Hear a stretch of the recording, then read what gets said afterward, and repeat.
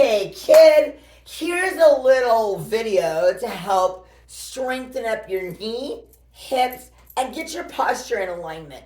Also, when we're limping around, it's really important that we do movements that are functional, that we are going to start transferring from inside treatment to outside functionality. So here we go. We're going to begin by putting your hind knee against the wall, and you want to step forward. So now we're going to arch our back. It's important that we have even pressure on both feet, so that's why you want to step away from the wall. Lock your knees. It's very important also to have your knees facing forward. So do not be concerned about where your feet are. So your feet are going to be probably rotated out a little bit to make sure that your knees are facing forward. Now we want to arch our back. So that's called our duck butt. So we have that nice natural curve. So as we're leaning against the wall, we want to have even pressure on our hiney cheeks, our chest up, and we're going to start pitching forward.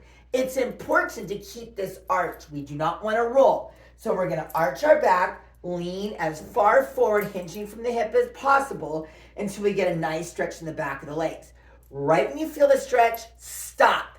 Now, once we get in that position, we're going to alternately lift the feet up. Now, it's very important that you pull your baby toe up towards your knee, not like this. We don't want to let the foot roll. And we're going to lower it, lift the other one, lower, lift right, lower, lift left, lower, hinge out of it. Now we're going to come back down, keep that chest up, keep the arch in the back, find the stretch, lift up right, watch the toe, lower, lift up left, watch the toe, lift up right, left, hold stretch, and release. All right. After we get that functional stretch, we're going to go to our chair. I love using a card table chair, no wheels, no padding, just that cheapo, deepo metal thing. It is the best for exercising on, I swear, for 10 bucks, can't beat it. All right, now, we want to continue keeping that arch. We're going to sit down the edge of the chair, and it's very important that we have our knees aligned with our hip and the knees over the ankles, yeah? We want to have that arch in our back, even pressure on the heels, push through the heels and stand up. Even pressure, place your hiney back on the chair, do not plop. Stand up and place back down.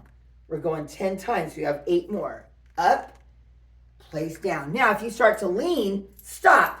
We want even pressure. Make sure that the knees aren't moving, they're staying stable. We're using the quad. You will feel pressure on the top of the knee. That's normal. It's important that we're not pitching forward, pushing through the knee, up, and back down. I suck at counting, so I think we have 2 more. Let's pretend. Perfect. All right. Now you're going to need a floor mat for this and your handy duty chair.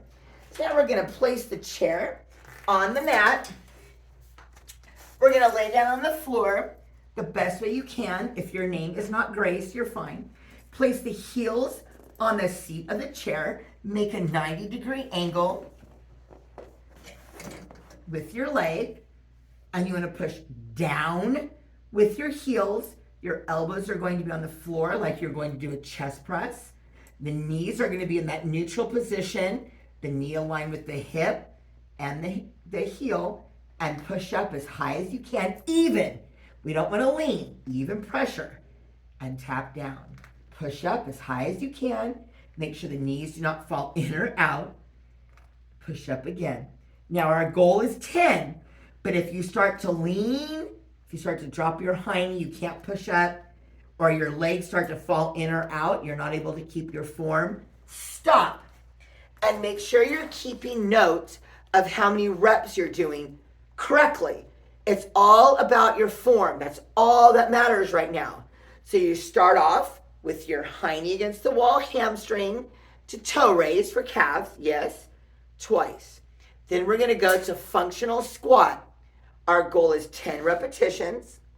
Then we're going to go to the floor to our bridge on the chair, yes?